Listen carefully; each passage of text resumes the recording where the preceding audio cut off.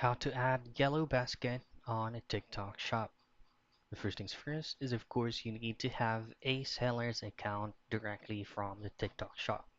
Or you could also create an affiliate account or join a TikTok affiliate or even create another TikTok shop. Now you can actually add other sellers' products links by just copying it and heading directly to the creators tab. The next thing to do is just go to this portion of your TikTok application right here, and then just simply add a link and then select the product where you will or you want to be added. Now, usually, yellow basket is actually indicated as product where you can post a product to your video. Now, once you have chosen on the specific product, you simply choose on add button and then add a specific product name. Now once everything is sorted out, just simply choose on add so that it will automatically or completely be added to your TikTok shop, and then just simply post it.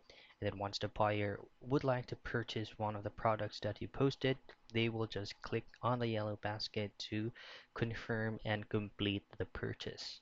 And that's it. That's how you add yellow basket on your TikTok shop.